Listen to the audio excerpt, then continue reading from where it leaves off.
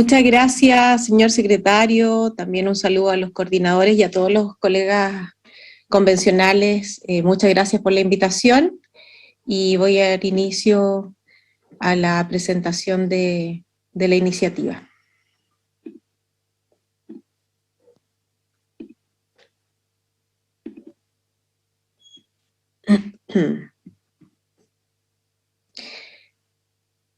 En materia de legislación comparada, todos los países de la OCDE y 8 países latinoamericanos incluyen materias específicas de las Fuerzas Armadas en sus textos constitucionales, existiendo evidencia para afirmar que resulta indispensable incorporar las materias necesarias de regular en el ámbito de defensa de las Fuerzas Armadas. No obstante, la amplitud y profundidad de las regulaciones que se establezcan en la Constitución deberán responder a nuestra propia identidad del país.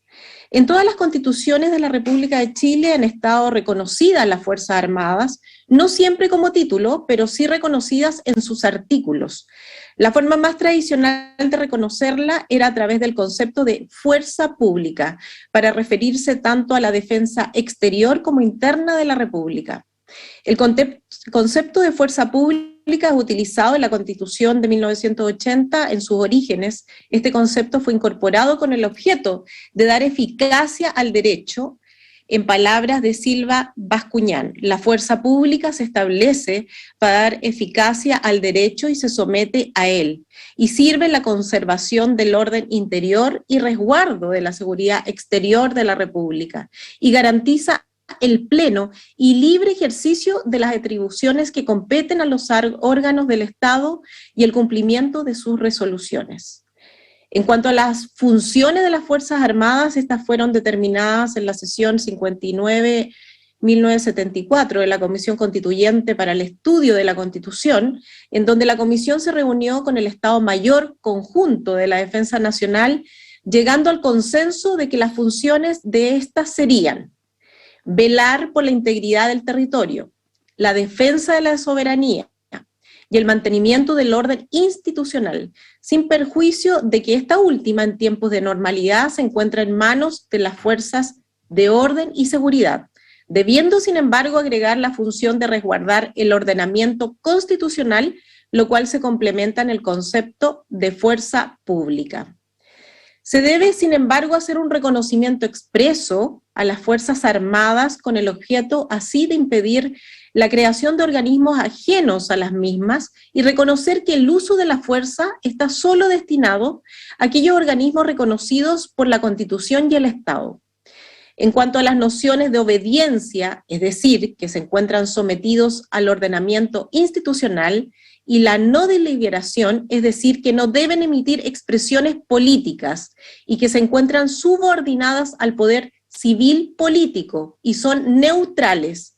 Estas tienen su origen en nuestra historia constitucional desde el año 1825, a lo cual se le agregó posteriormente el que sean profesionales, es decir, que la formación de sus integrantes proviene únicamente de sus propias escuelas, jerarquizadas, reconociendo así una clara estructura de poder, disciplinadas, es decir, que en cuanto a que deben ser obedientes a las directrices del mando.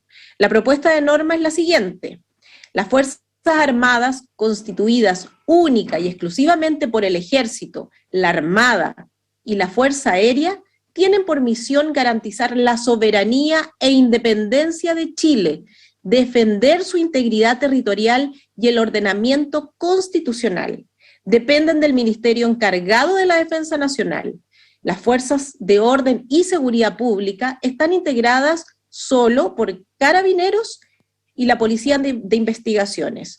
Constituyen la fuerza pública y existen para dar eficacia al derecho, garantizar el orden público y la seguridad pública interior. Dependen del Ministerio encargado de la Seguridad Pública.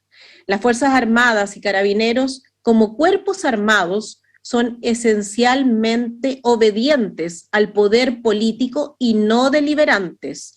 Las fuerzas dependientes de los ministerios encargados de la Defensa Nacional y de la Seguridad Pública son, además, profesionales, jerarquizadas y disciplinadas.